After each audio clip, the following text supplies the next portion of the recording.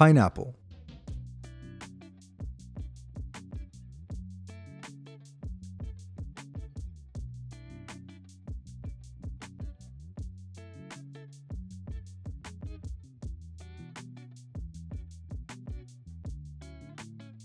For our pineapple, we want to make sure that its exterior is mostly yellow.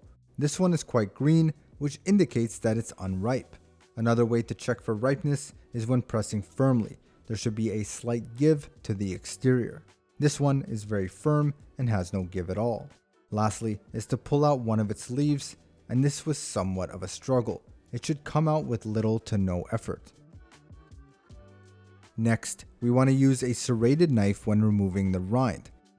So firstly, we're going to top and tail our pineapple.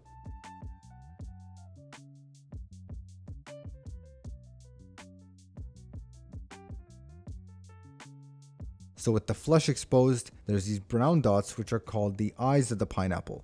And we want to position our knife behind these eyes to remove them along with the rind. Now using your thumb on the spine of the knife, this will allow us to apply pressure as we slice through that tough skin.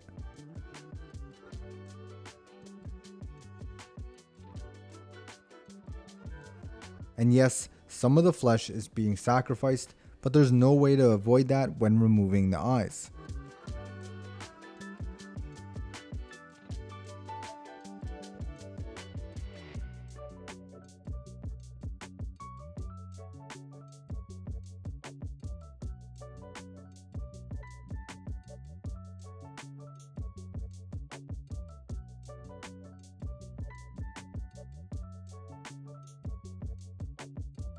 Now there's our pineapple ready for slicing.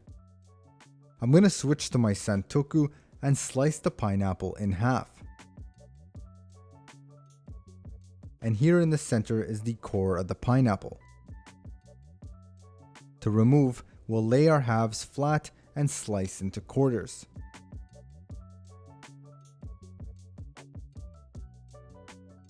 Next, stand each quarter up and then slice off the core like so.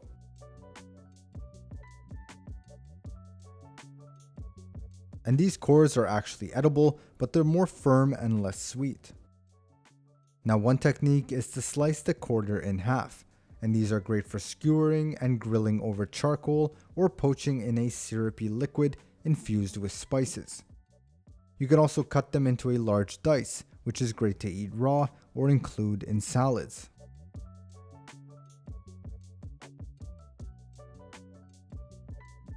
We can also perform the overlap technique like so.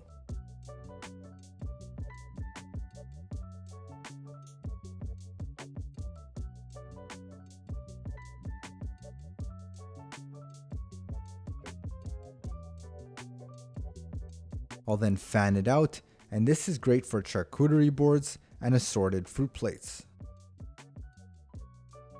Now there's our pineapple. We have our thin slice for charcuterie boards, our large rough chop, great to use in salads, and our wedge, perfect for grilling.